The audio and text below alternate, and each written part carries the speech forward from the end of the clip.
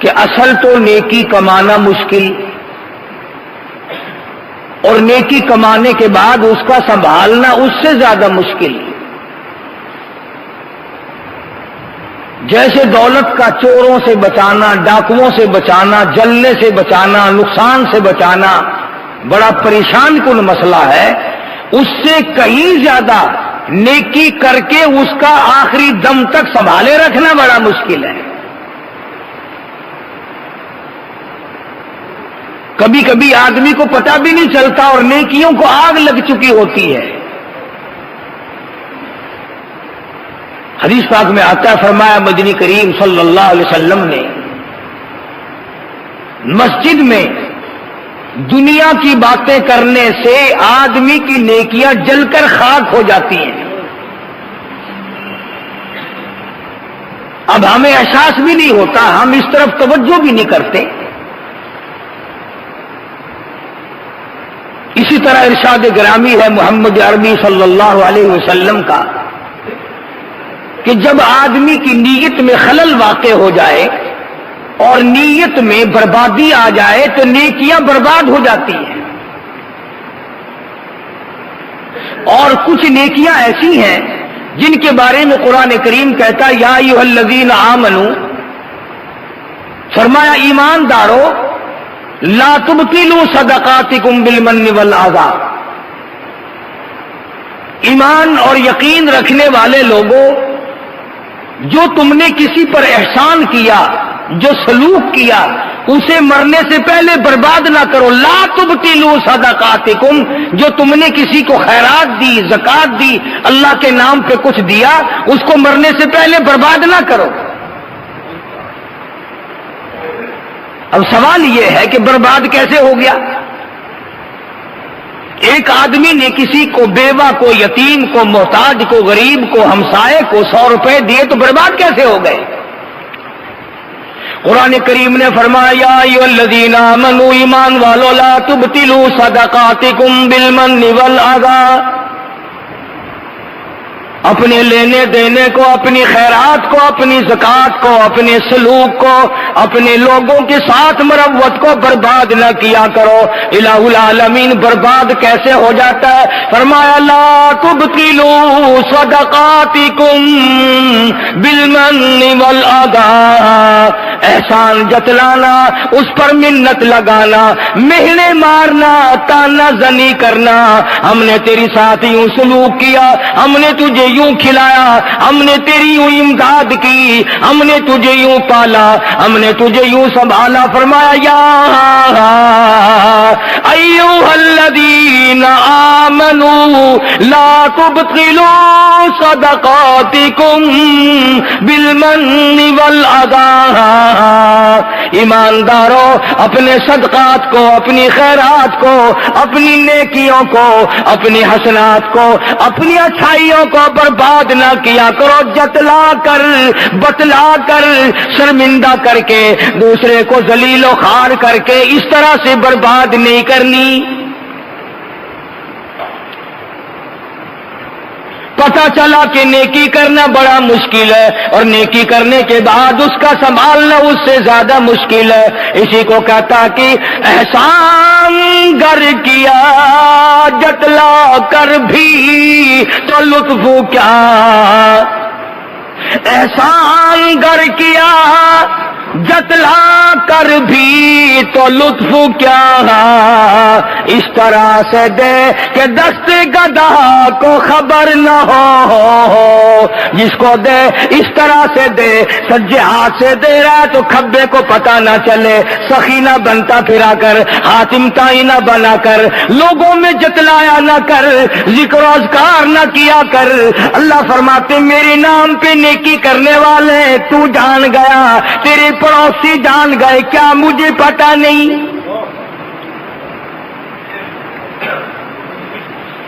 فرمایا میں اچھی طرح سے جانتا ہوں، یعلم خائنۃ الاعین وما تخفی الصدور، میں تو تمہاری آنکھوں کے اشاروں سے واقف ہوں، میں تو تمہاری انگلی کے اشاروں سے واقف ہوں، دلوں کے راز سے واقف ہوں، جو دلوں میں نیتیں اٹھتی ہیں ان کو جانتا ہوں، ارادوں سے واقف ہوں، وسواس سے واقف ہوں۔ مجھ سے چھپ کر جاؤ گے کہاں؟ میری ذات تو اتنی بڑی ہے، واللہ عزیز ذو انتقام،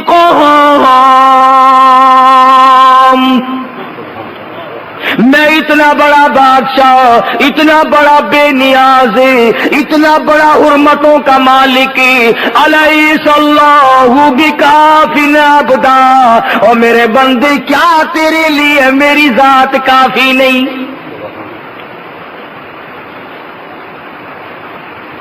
فرمایا نیکی ضائع نہ کیا کر، بڑی مشکل بنتی ہے نیکی، اور اگر بن گئی تو اس کو آگ نہ لگا، اسے برباد نہ کر، اسے تباہ نہ کر، اسے ختم نہ کر، قبر میں کام آئے گی، حشر میں کام آئے گی، پلسرات کے وقت کام آئے گی، موت کا جھٹکا لگتے وقت کام آئے گی۔ اللہ پاک فرماتے ہیں یہ تو وہ گارنٹی ہے، یہ تو وہ کرنٹ ہے، یہ تو وہ تیرا ساتھی ہے دین اور ایمان اور یقین، کہ کسی وقت سارا گھر تجھ سے الگ ہو جائے گا، یہ قبر میں بھی تجھ سے دور نہ ہوگا۔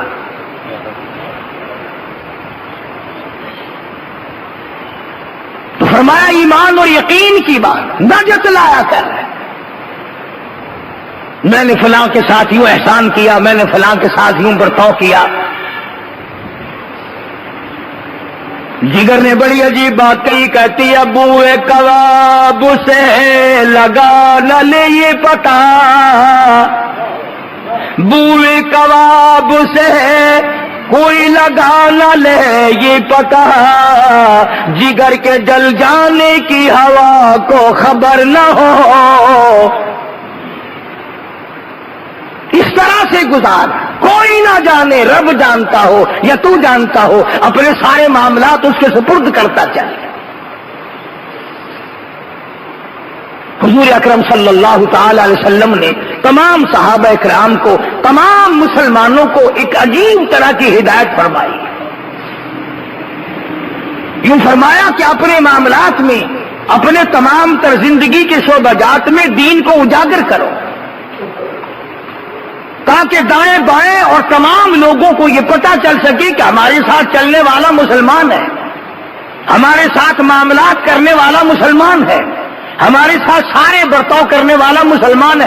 یعنی بغیر پوچھے نام تیرا نہ جانتا ہو، تیرے کام سے یہودی یہ سمجھے کہ یہ مسلمان ہے، عیسائی یہ سمجھے کہ یہ مسلمان ہے۔ اور اب الحمدللہ ہم نے ایسا کاروبار اور ایسا دھندا اختیار کر رکھا ہے کہ یہودیوں کو اور عیسائیوں کے ساتھ جب بے ایمانی کرتے ہیں تو وہ پہچان جاتے ہیں کہ یہ مسلمان ہے، اس لیے مجھے رگڑا دیا۔ حضرت امام ابو حنیفہ رحمۃ اللہ تعالی علیہ عجیب زندگی کے مالک ہیں، 53 حج اپنی عمر میں ادا فرمائے، 53، اور کئی حج ایسے ہیں جو گھر سے لے کر بیت اللہ تک آنا جانا پیدل سفر کیا۔ ان حضرات کو نیکیوں کی قدر تھی اور ڈرتے تھے آخرت سے کہ ہمارے ساتھ نہ معلوم کیا ماخذہ پیش آ جائے گا۔ تو امام ابو حنیفہ رحمۃ اللہ علیہ کو اللہ پاک جل شانہ نے اتنا تقویٰ دیا تھا، اتنی پرہیزگاری عطا فرمائی تھی، اندازہ لگاؤ وہ آدمی کتنا نیک ہوگا جس نے 40 سال تک عشاء کے وضو سے فجر کی نماز پڑھی۔ آج تو یقین بھی نہیں آتا، میرا گپ معلوم ہوتا ہے، میرا جھوٹ معلوم ہوتا ہے کہ ہو ہی نہیں سکتا۔ گرمی، سردی، صحت، تندرستی، آرام، دکھ، درد، 40 برس تک عشاء کے وضو سے فجر کی نماز۔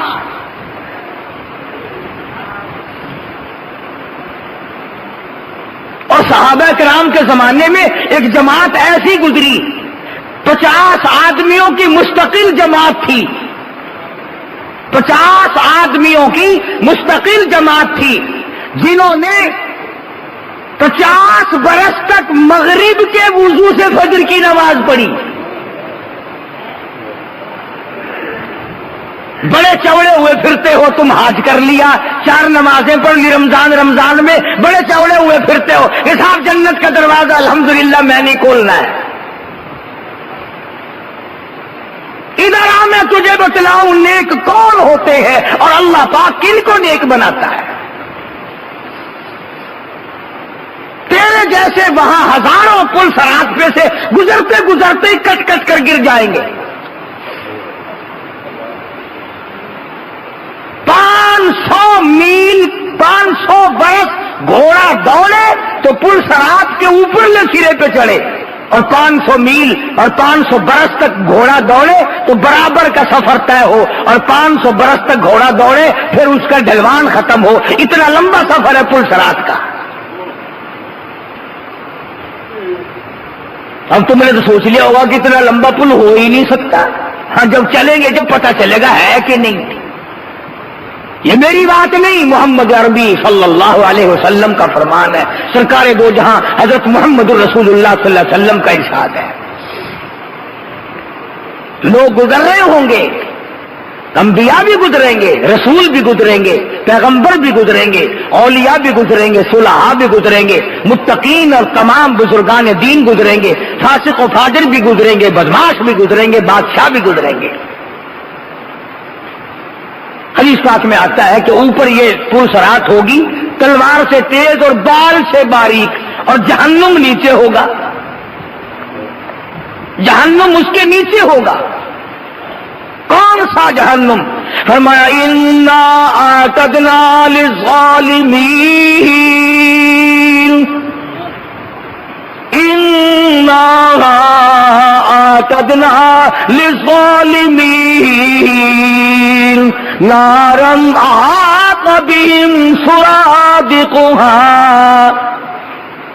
وَإِن يَسْتَغِيثُوا يُغَاثُوا بِمَاءٍ كَالْمُهْلِ يَشْوِي الْوُجُوهَ بِئْسَ الشَّرَابُ۔ آج تو بڑا سوکھا معلوم ہوتا ہے، نماز نہ پڑھو کوئی بات نہیں، روزہ نہ رکھو کوئی بات نہیں، کسی کی عزت پہ ڈاکہ ڈالو کوئی بات نہیں، کسی کا مال چرا لو کوئی بات نہیں، کسی کے ساتھ فراڈ کرو کوئی بات نہیں۔ اللہ پاک فرماتے ہیں میں اپنے بینک میں جمع کر رہا ہوں، تمام حالات کو نوٹ کر کے رکھ رہا ہوں، دستاویز پوری کی پوری بن رہی ہے، مثل تیار ہو رہی ہے، ادھر موت آئے گی ادھر آواز لگے گی اقرا کتاب کی، پڑھ اپنی کتاب۔ کفا بنفسک الیوم علیک حسیبا، اپنے خود ساتھ خود فیصلہ کرتا چل، تیری کمائی کس قسم کی ہے، تو دھن دولت کس قسم کا کما کے لایا ہے۔ ایسے لوگ کہ مغرب کی وضو سے فجر کی نماز پڑھنے والے 50 آدمی 50 برس تک پڑھتے رہے۔ آج لوگوں کو فرض نماز کی توفیق نہیں، جمعے کی نماز کی توفیق نہیں، حالانکہ حضور اکرم صلی اللہ علیہ وسلم کا فرمان ہے جس نے لگاتار 3 جمعے قضا کر دیے فلیس منا، میری امت سے خارج ہے، میں اس کا نہیں وہ میرا نہیں، اور جس کے وہ نہیں پھر جائے وہ جہنم میں۔ اور ایمانداری کی بات تو یہ ہے کہ بے نماز کے چہرے کو دیکھا کرو، عقل مند آدمی منہ دیکھ کر پہچان لیتا ہے کہ یہ وہ پرانا پاپی ہے، بدماش، نماز نہیں پڑھتا، یہ چہرے سے پتا چل جاتا ہے خدا کے بغاوت کرنے والے کا باغی کا۔ تو امام ابو حنیفہ رحمۃ اللہ علیہ اتنے نیک، اتنے بڑے ولی، اتنے بڑے پرہیزگار، رات کو قرآن کریم کی تلاوت کرتے ہیں، نفلوں میں تہجد کی نماز میں قرآن پڑھتے ہیں۔ ایتا گئی ثم لم یتوبوا فلہم عذاب جہنم، ثم لم يتوبوا فلهم عذاب جہنم ولهم عذاب الحریق۔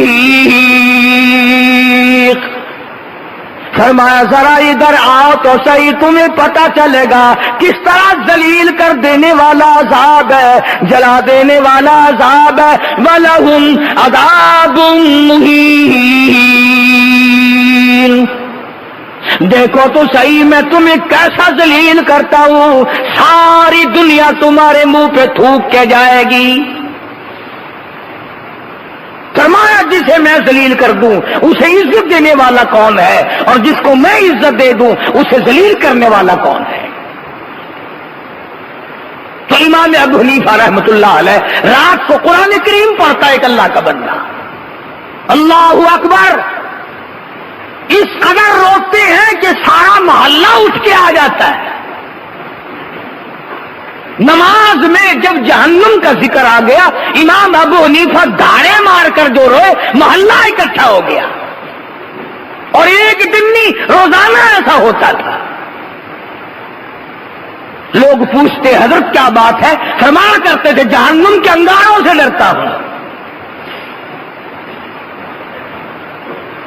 جہنم کے انگاروں سے ڈرتا ہوں۔ کون سے انگارے؟ فرمایا کہ جن میں جلنے کے بعد آدمی کا بدن 3 میل لمبا 3 میل چوڑا ہو جاتا ہے، ایک آدمی کا بدن۔ اور تقویٰ پرہیزگاری کا یہ عالم ہے، ایک آدمی نے نہر میں غسل کیا، وہ غسل کر رہا ہے، یہ اس سے کافی دور آگے جدھر پانی بہہ کر جا رہا ہے وہاں وضو فرمانے لگے، تو جب پانی اٹھا کر منہ کی طرف کیا کلی کے لیے تو واپس پھینک دیا، اور جدھر سے پانی آ رہا تھا ادھر چلے۔ ایک آدمی کو غسل کرتے دیکھا جوان کو، فرمایا اتق اللہ اتق اللہ اتق اللہ، ڈر اللہ سے، ڈر جا خدا کے قہر سے۔ وہ کہنے لگا کیوں؟ اللہ اکبر، امام ابو حنیفہ رحمۃ اللہ علیہ فرمانے لگے تو زنا کر کے اس نہر میں غسل نہیں کر رہا ہے، بدکاری کر کے آیا ہے تو اس نہر میں غسل کر رہا ہے۔ وہ کہنے لگا جی آپ کو کیا پتا؟ فرمایا میں نے جب پانی اٹھایا کلی کرنے کے لیے، تیرے بدن سے لگ کر پانی گیا ہوگا نا، تو پانی سے زنا کی بدبو آ رہی تھی، پانی سے زنا کی بدکاری کی بدبو آ رہی تھی۔ میں اس لیے تجھے ہمدردی کے طور پر کہنا آیا ہوں اتق اللہ، ڈر اللہ سے۔ اور اس لیے ارشاد فرمایا مدنی کریم صلی اللہ تعالی علیہ وسلم نے قیامت کے دن 7 آدمی عرش کے سائے میں ہوں گے، 7 آدمی عرش کی چھاؤں میں ہوں گے، 7 آدمی رب العالمین کے مہمان بن کے بیٹھیں گے۔ ایک ان میں سے وہ بھی ہے خوبصورت عورت کسی کو دعوت دے ادھر آ جا، اور وہ آگے سے کہہ دے مرد انی اخاف اللہ رب العالمین، میں تو اپنے رب العالمین سے ڈرتا ہوں۔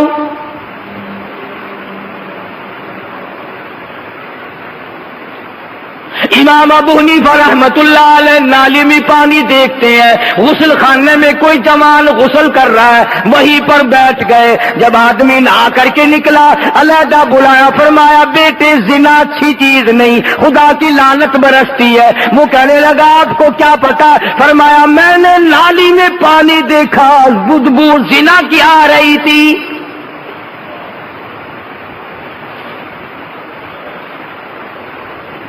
جن لوگوں نے اپنی نیکیوں کو سنبھالا اور گناہوں سے بچنے کی کوشش کی، اللہ پاک نے ان کو دنیا ہی میں تمام چیزیں دکھائیں اور بتائیں۔ نیکی سے خوشبو آئی اور بدی سے بدبو آئی۔ بے شمار واقعات ہیں اللہ والوں کے کہ وہ دنیا ہی میں جنت کے مزے لیا کرتے تھے،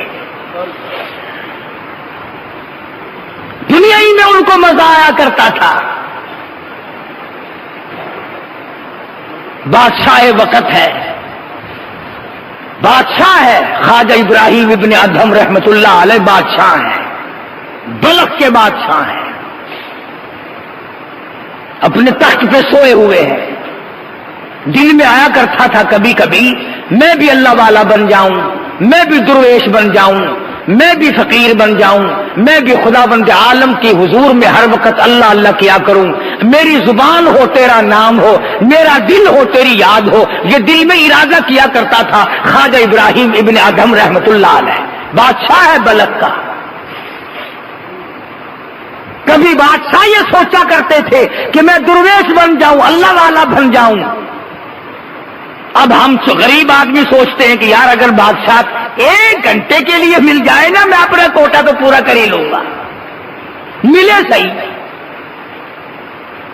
تو خواجہ ابراہیم بن ادھم رحمت اللہ علیہ سوئے ہوئے تھے. ایسا معلوم ہوا جیسے چھت پہ کوئی چل رہا ہو. باہر نکل کے پوچھا رہے کون ہے چھت پہ بھائی، کون ہے، کون ہے میری چھت کے اوپر؟ تو جواب ملا میرا اونٹ گم ہو گیا، وہ تلاش کر رہا ہوں. میرا اونٹ گم ہو گیا ہے، تلاش کر رہا ہوں. خواجہ صاحب فرمانے لگے تو پاگل ہے، احمق ہے، عقل نہیں. اونٹ کوٹھے کی چھت پہ ملا کرتا ہے کبھی؟ دیوانہ ہے، پاگل ہے. کوٹھے کی چھت پہ اونٹ تلاش کر رہا ہے.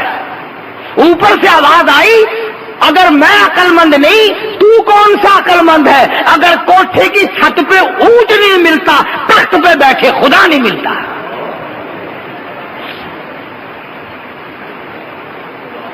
مجھے اگر چھت پہ اونٹ نہیں ملے گا، یاد رکھ شہنشاہی کے تخت پہ بیٹھے بیٹھے تجھے بھی خدا نہیں ملے گا. سمجھ میں آ گئی بات؟ چسکے والے لوگ تو تھے نہیں ہے جس کو اللہ کا چسکا پڑ جائے. بس صبح ہوئی، نہ جانے اس زمانے میں پارلیمنٹ بھی نہیں تھی جو پارلیمنٹ کے حوالے کر دیا ہوگا. یہ منٹ شنٹ تو سارے اب آئے ہیں نا، لوکل باڈیز، بی ڈی ممبری، فلانی شورا ممبر اجلاس ہے، فلانی صوبائی اسمبلی، قومی اسمبلی، یہ سارے کے سارے الحمدللہ انگریز کا تحفہ ہے. یہ دین ایمان کی ان میں کوئی بات نہیں ہے. وہ جو تھے نا ہمارے روحانی باپ انگریز، یہ تمام کا تمام ان کا پیدا کردہ، ان کی پیدا کردہ بیماری ہے، اس میں ہم لوگ مبتلا رہتے ہیں. خواجہ ابراہیم بن ادھم رحمت اللہ علیہ نے صبح اپنی بادشاہت چھوڑ دی اور فقیری لے لی اور اللہ اللہ کرنے لگے. سال 2 سال یا 6 مہینے، یہ کافی مدت کے بعد وہ بادشاہ خواجہ صاحب سے ملنے گیا. بادشاہ اور کہنے لگا کہ حضرت اگر آپ چاہیں تو آپ کی بادشاہت میں آج اور ابھی واپس کر سکتا ہوں. یعنی اگر آپ چاہیں تو میں آپ کو اپنی بادشاہت جو ہے نا جیسے آپ نے دی تھی، میں بھی یوں ہی لوٹانے کے لیے ہر وقت تیار ہوں. تو خواجہ صاحب رحمت اللہ علیہ نے یہ نہیں فرمایا کہ بھائی اچھا اتنے دنوں تو نے مزے کر لیے، کچھ دنوں پہلے میں نے مزے کیے تھے، اب میری حکومت کو پھر لوٹا دو. سبحان اللہ، کیا عجیب بات کہی. اور یوں فرمایا میں بادشاہت کو لے کر کیا کروں گا؟ فرماتے ہیں بادشاہی کے لوازم اور ہیں، بادشاہی کے لوازم اور ہیں، اور گدائی کے نرالے طور ہیں. فرمانے لگے بادشاہت کے اور دھندے ہیں اور فقیری کا اور دھندا ہے. یاد رکھے تجھے تیری بادشاہت مبارک ہو، 100 سال کی بادشاہت سر سجدے میں رکھ کر میں جب سبحان ربی الاعلیٰ کہتا ہوں، اس سانس میں جو مجھے مزہ آتا ہے تیری سلطنت میں ساری عمر میں کبھی نہ آیا ہوگا. 1000 سال کی بادشاہت ہو، 1000 سال کی گورنری ہو، جو اطمینان، جو سکون، جو لذت سبحان ربی العظیم میں ہے، جو سبحان ربی الاعلیٰ میں ہے، جو سبحانک اللہم میں ہے، جو لا الہ الا اللہ محمد الرسول اللہ میں ہے، اور جو درود پاک میں ہے، اور جو قرآن کریم کی تلاوت میں ہے، وہ بادشاہت میں مزہ کہاں ہو سکتا ہے؟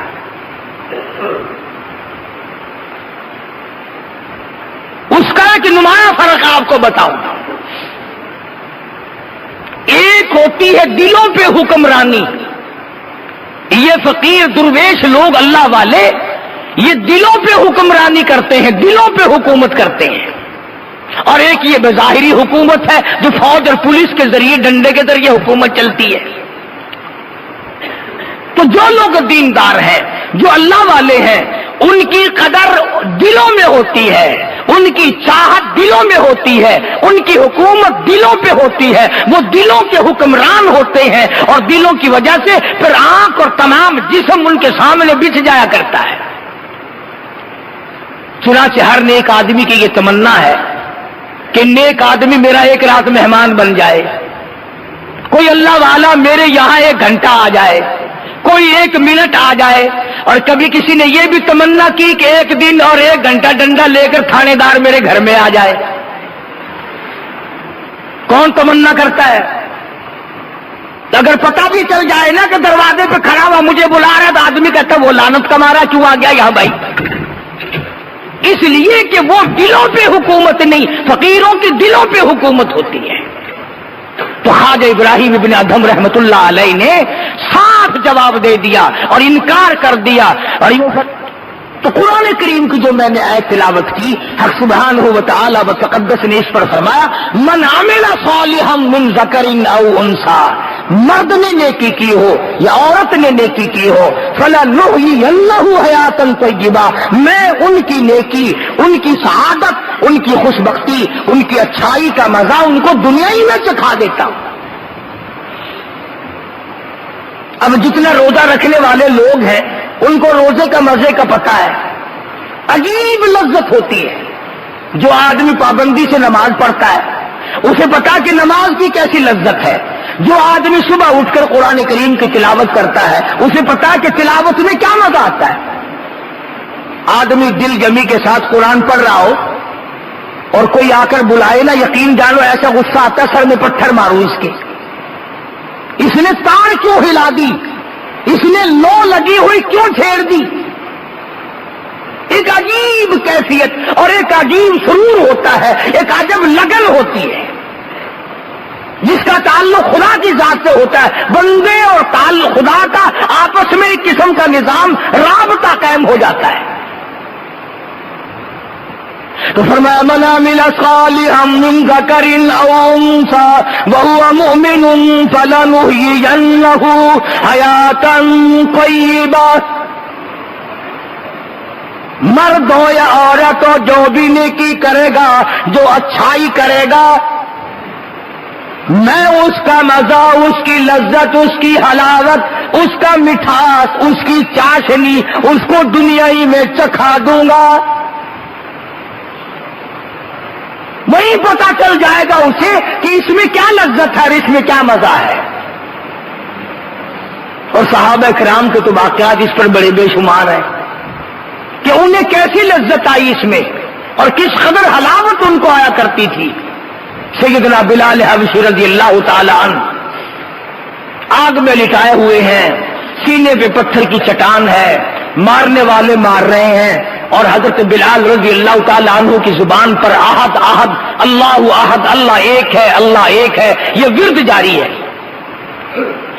تو پاس سے گزرتے ہوئے ابو بکر صدیق رضی اللہ تعالی عنہ نے یہ فرما دیا بلال خدا کوئی ڈو رہا ہے، کوئی کملا ہے جو سن تو دل دل میں کہہ لے، تو اپنے دل ہی دل میں آواز لگا لے، باہر آواز نہ نکال، تجھے مار پڑتی ہے، تجھے تکلیف پہنچ رہی ہے بے تحاشا. تو حضرت بلال رضی اللہ تعالی عنہ نے اتنا جواب سن کر صدیق اکبر کی زبان سے رضی اللہ تعالی رو دیا، رونے لگے اور فرمایا ابو بکر کوئی اور کہتا تو بات تھی، تم نے یہ بات کیوں کہی؟ اور وہ فرمایا کہ جب وہ ذات میرے سامنے ہو، جب میں اپنے خدا کا دیدار کروں میں آہستہ کیسے کہوں؟ خدا کی ذات میرے سامنے ہوتی ہے، میں دیدار کر رہا ہوتا ہوں. تو دیکھو بلال نے دنیا ہی میں خداوند کریم کی تجلیات کا دیدار کر لیا. بایزید بستامی رحمت اللہ تعالی علیہ بزرگ گزرے ہیں، اللہ والے ہیں، نیک آدمی تھے، آخری وقت ہے. یوں لکھا کتابوں میں کہ فرشتوں نے جنت کا نقشہ کھینچ کر سامنے کیا تو بایزید بستامی رحمت اللہ علیہ نے منہ پھیر لیا پھر دوسری طرف جنت کا نقشہ کھینچ کر سامنے رکھا. بایزید بستامی رحمت اللہ علیہ نے پھر منہ پھیر لیا. تو فرشتوں نے پوچھا بستامی جنت سے نفرت ہو گئی؟ جنت سے نفرت ہو گئی؟ منہ پھیر رہے ہو جنت سے؟ تو بستامی کہتا ہے نہیں، جنت سے نفرت نہیں ہے. جس جنت میں میرے خدا کا دیدار نہیں، میں اس جنت کو لے کے کروں گا کیا؟ اور یوں کہنے لگا وہ گل ہی کیا ہے کہ جس گل، وہ گل ہی کیا ہے کہ جس گل میں بو نہ ہو، اور وہ دل ہی کیا ہے کہ جس دل میں تو نہ ہو. بایزید بستامی کہتا ہے میں اس جنت پہ بھی راضی نہیں جس میں تیرا دیدار نہیں. میں اس جنت کو لے کے کیا کروں گا؟ بھئی ایک موٹی سی بات ہے، جیسے ہم ویسے ہمارے خیالات. اگر کسی آدمی سے کام ہو ضروری، اس کے گھر جاؤ، گھر والے کہیں کہ زردہ پکا ہوا کھاؤ، پلاؤ پکا ہوا کھا، سالن پکا ہوا کھا، پانی پی، شربت پی، لسی پی، وہ کہتا ہے میں کروں کیا کھا پی کر، جس سے ملنے آیا تھا وہ تو ہے ہی نہیں. اگر ایک آدمی کے بغیر آپ دنیا میں بےتاب ہیں، جس سے دنیا کا کام ہے، اور جس کو خدا کی لگن لگ جائے، جس کو خدا کی سوز و گداز لگ جائے، جس کو آخرت کا عشق پڑ جائے، جسے رب العالمین کی تجلیات کا چسکا پڑ جائے، اسے دنیا میں مزہ کیسے نہیں آئے گا؟ اس لیے فرمایا من عمل صالحا من ذکر او انثى وهو مؤمن فلنحيينه حياة طيبة ولنجزينهم اجرهم باحسن الذي كانوا يعملون. اللہ تعالیٰ فرماتے ہیں میں تو زبان سے بھی مزہ چکھا دیتا ہوں، آنکھوں سے بھی دکھا دیتا ہوں، دل اس کی گواہی دینے لگتا ہے یہ تو جنتی مزے ہیں. فرمایا وَأَمَّا مَنْ خَافَ مَقَامَ رَبِّهِ وَنَهَى النَّفْسَ عَنِ الْهَوَىٰ فَإِنَّ الْجَنَّةَ هِيَ الْمَأْوَىٰ. فرمایا ڈرنے والوں کے لیے جنت ہے، ڈرنے والوں کے لیے بہشت ہے، ڈرنے والوں کے لیے فردوس ہے، ڈرنے والوں کے لیے میری رضا ہے. وَمَن يُطِعِ الرَّسُولَ فَقَدْ أَطَاعَ اللَّهَ وَمَن تَوَلَّىٰ فَمَا أَرْسَلْنَاكَ عَلَيْهِمْ حَفِيظًا.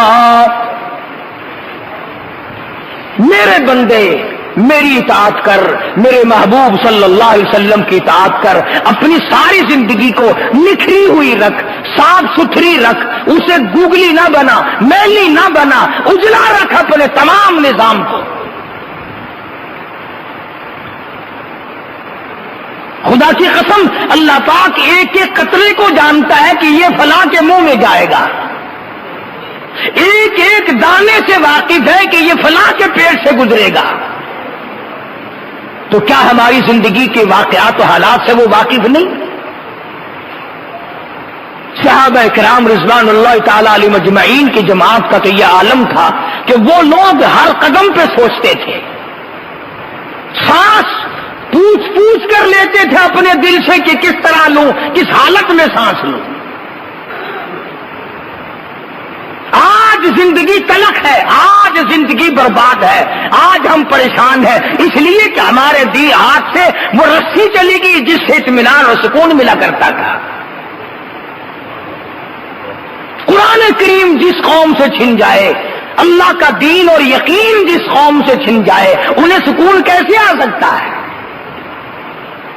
وہ دنیا میں عزت کی زندگی کیسے جی سکتے ہیں؟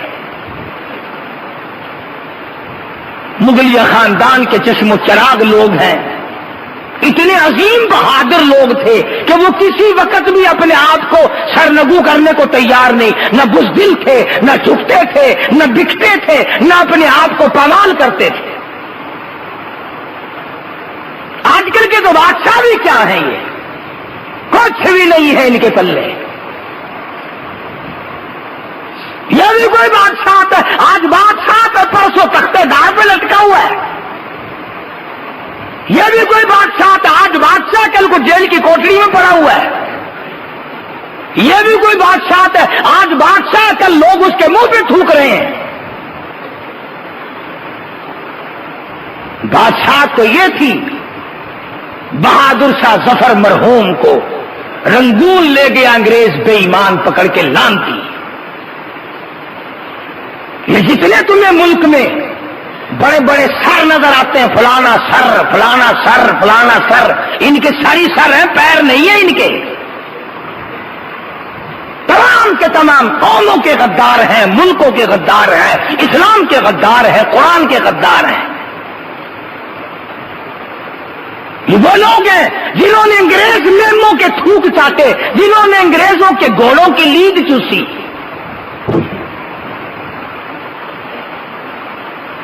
بڑے بڑے قبیلے خاندان پڑے ہیں تمہارے چاروں طرف. یہ کوٹھی ہے جو انہوں نے چاروں طرف ملک میں جگہ جگہ بنا رکھی ہے، یہ ان کے باپ دادا کی بنوائی ہوئی نہیں، یہ ان کو میراث میں کہیں سے نہیں ملی، انگریز کا تحفہ ہے سارا.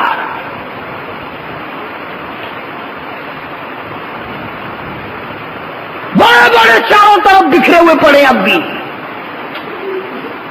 تو بہادر شاہ ظفر مرحوم کو انگریز پکڑ کے لے گیا. اللہ اکبر، عجیب عجیب باتیں کہی ہے اس نے. آپ لوگ ذوق کے نہیں، تمہیں پاگل کر دیا پاکستان کی کنجریوں نے، پاکستان کے کنجروں نے. تمہیں گانے سنا سنا کر شعراء کے تمام تخیلات کو برباد کر دیا. بڑی بڑی بات کہی ہے بہادر شاہ ظفر نے.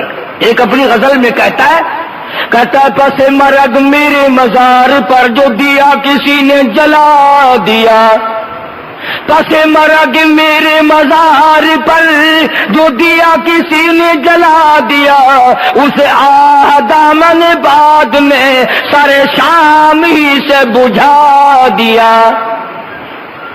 بڑی بڑی عجیب بات کہی ہے. ایک جگہ کہتا کہ یاد آئے گی میری وفا میرے بعد، کون اٹھائے گا تیری جفا میرے بعد، بلکہ تسبیح خواہ قرآن خواہ آئے ہیں وہ آج میری قبر پہ پھول چڑھانے میرے مر جانے کے بعد. یہ آیا کرے نا، بڈھے باپ کو پانی کا گلاس نہیں دینا، دم نکلتے ہی قلخانی کے چاولوں کی تیاری ہو جاتی ہے. کبھی نہیں پوچھا ابا جان کو کیا حال ہے. بہادر شاہ ظفر مرحوم مغلیہ خاندان کا فرزند انگریز لانتی گرفتار کر کے رنگون لے گیا. وہاں جا کر کوٹڑی میں بند کیا ہوا ہے، زنجیروں میں پابند کیا ہوا ہے. بہادر شاہ ظفر کے 12 بیٹے تھے، سارے بیٹوں کو قتل کیا. توجہ کرنا،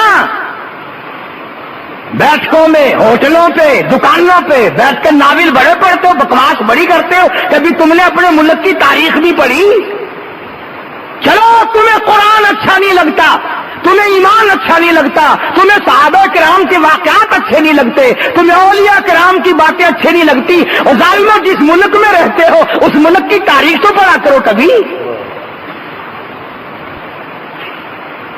تمہیں تو یہ بھی کبھی نہیں پڑھا کہ سن 71 میں پاکستان کے ٹکڑے کس نے کیے. کم سے کم قوم کو پتا تو چلے کہ پاکستان کا چور کون ہے.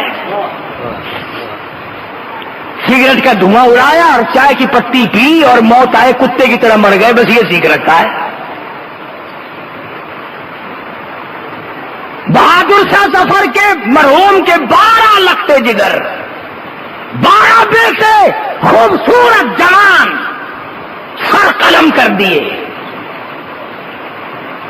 سر کاٹ کر 12 برتنوں میں رکھا، اوپر سرپوش ڈھک دیے.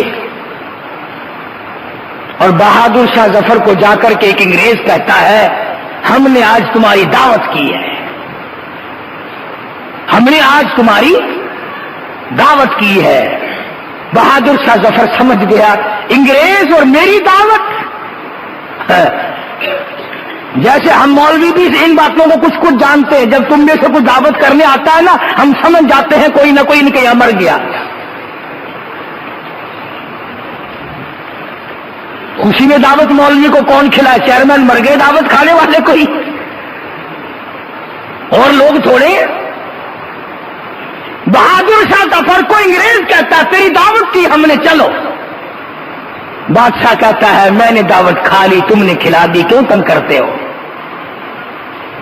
بہرحال بادشاہ بہادر شاہ ظفر کو لائے،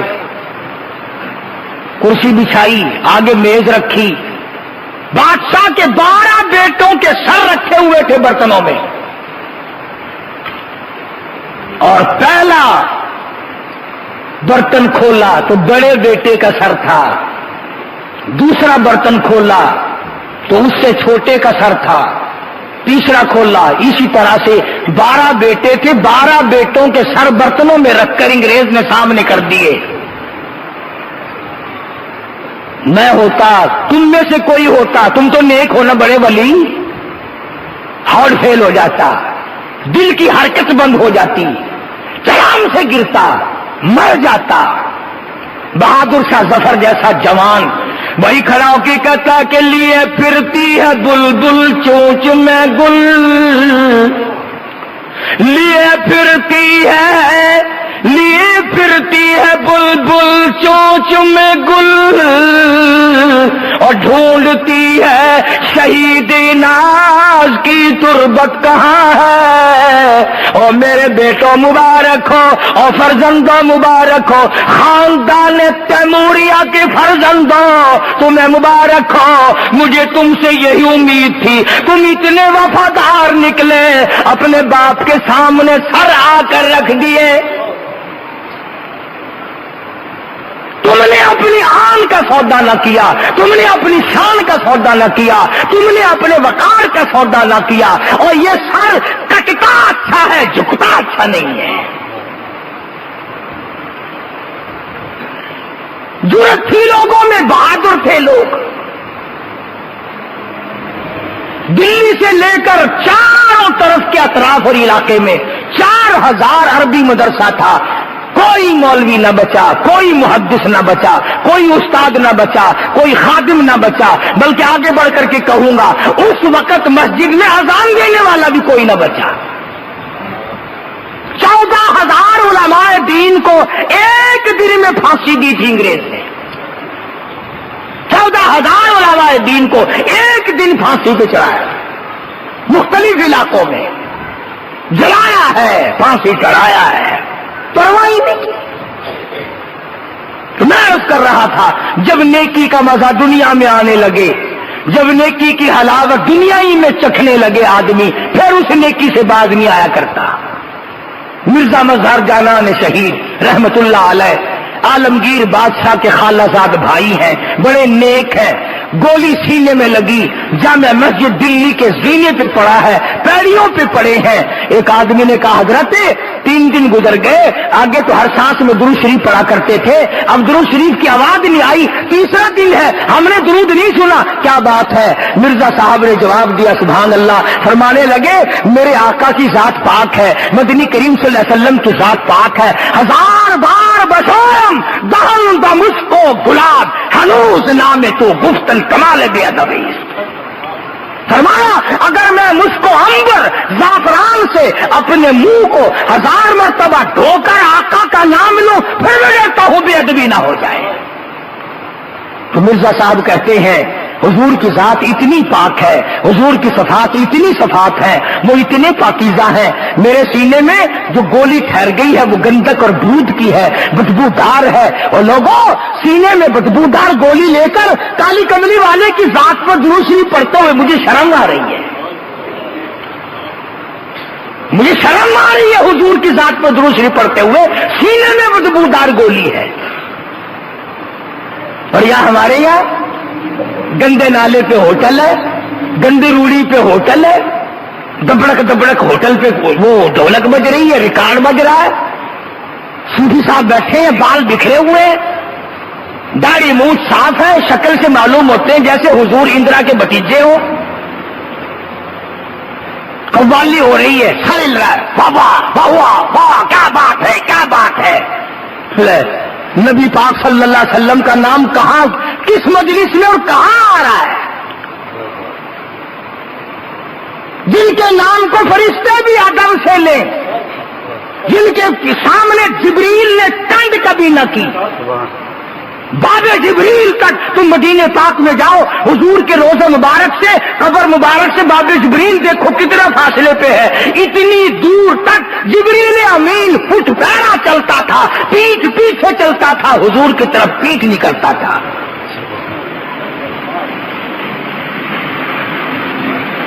اور بے ادب ہمیں بتاتے ہو.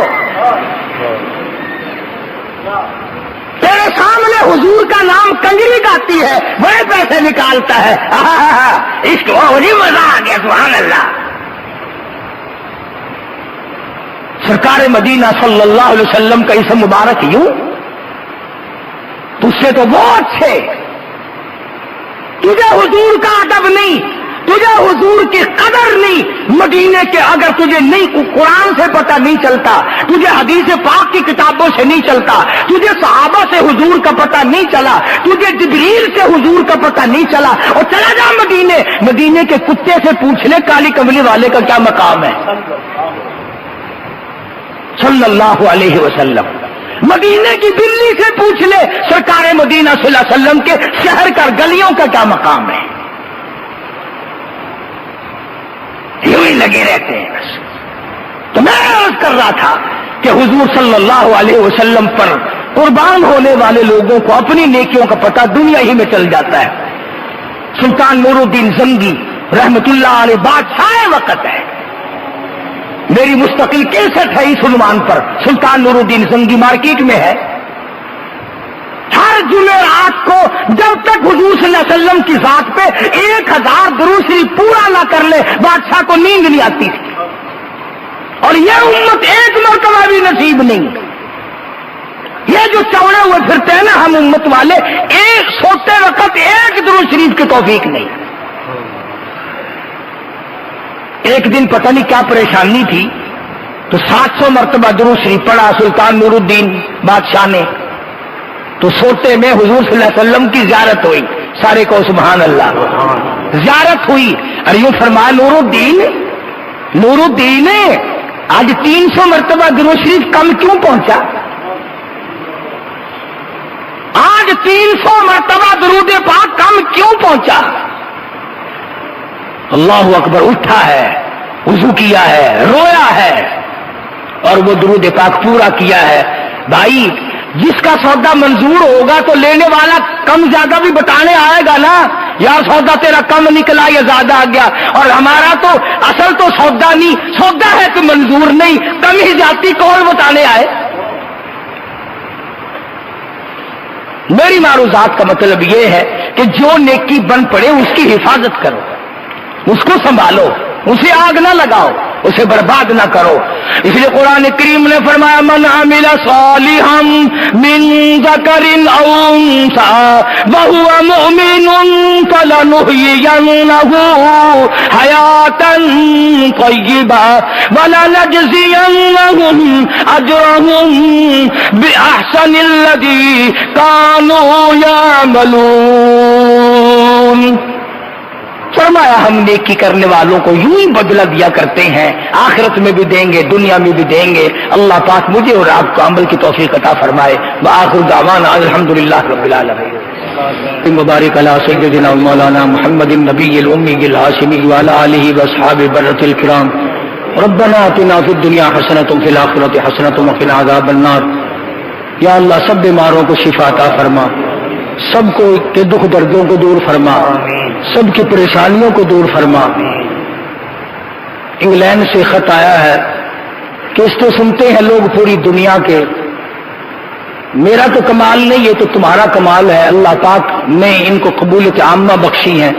انہوں نے لکھا ہے کہ جمعے میں اور لوگوں سے بھی اور خود بھی سب سے دعا کرائیں، اللہ پاک ان کو صحت عطا فرمائے. بھائی مشتاق صاحب ہیں، انہوں نے خط لکھا ہے ان کے کاروبار کے لیے بھی دعا کرو، اللہ پاک ان کو صحت عطا فرمائے. اور یہاں بھی کافی سارے ساتھی ہیں، یا اللہ سب کے کاروبار میں برکت عطا فرما، روز رزق میں وسعت عطا فرما. یہ سلیمان ہے، اس کی بیوی انتقال کر گئی، آج دستار ہے، اس کی بیوی اللہ کے یہاں چلی گئی، جنت الفردوس عطا فرما۔ اور یہ رب نواز کھڑا ہے، اس کے والدین، میرے والدین، تم سب کے والدین جو اللہ کے یہاں چلے گئے، یا اللہ سب کو جنت عطا فرما۔ اور جو زندہ ہے اللہ ان کی اولاد کو خدمت کی توفیق عطا فرما، سب کی مشکلوں کو آسان فرما۔ قاری محمد طیب صاحب رحمت اللہ علیہ محتمم دارالعلوم دیوبند اسی ہفتے میں انتقال فرما گئے، اللہ تعالیٰ ان کو قبر پر کروڑ رحمت نازل فرمائے، اور انہوں نے جو دینی خدمات 40 برس تک مدرسہ دارالعلوم کی اہتمام کے ساتھ کی ہیں، اللہ ان کو جزائے خیر عطا فرمائے، اور ان کی اولاد کو اور ان کے شاگردوں کو، میرے بھی استاد تھے شمائل ترمذی کے، اللہ تعالیٰ ان کو جنت الفردوس میں جگہ عطا فرمائے، اللہ پاک ہمیں بھی ان کے نقش قدم پہ چلنے کی توفیق عطا فرمائے۔ اور کئی لوگوں نے دعاؤں کے لیے کہا، یا اللہ سب کی دعاؤں کو قبول فرما، مرد عورتوں کی جھولیاں بھر دے، یا اللہ تیرے خزانے میں کوئی کمی نہیں، ہم سب کو بامراد بنا دے، سب کو حج بیت اللہ نصیب فرما، سب کو روز اقدس صلی اللہ علیہ وسلم کی زیارت نصیب فرما۔ گرمی بڑی ہے، رخشوں کی 3 دن سے ہڑتال ہے، لوگ اس وجہ سے کم آئے، پریشان ہے، یا اللہ رحمت کی بارش عطا فرما، یا اللہ نزول باران رحمت عطا فرما، یا اللہ ساری مخلوق کی پریشانیوں کو دور فرما، سارے ملک پہ کرم فرما، ساری امت مسلمہ پہ مغفرت فرما، اور تمام کے ساتھ فضل کا معاملہ فرما، الہ العالمین کرم کا معاملہ فرما، بے اولاد کو اولاد عطا فرما، جس کے ذمہ قرض و ادا کرنے کی صورتیں پیدا فرما۔ ربنا تقبل منا انک انت السمیع العلیم وتب علینا انک انت التواب الرحیم۔ صلی اللہ علی حبیبہ محمد و آلہ و اصحابہ اجمعین برحمتک یا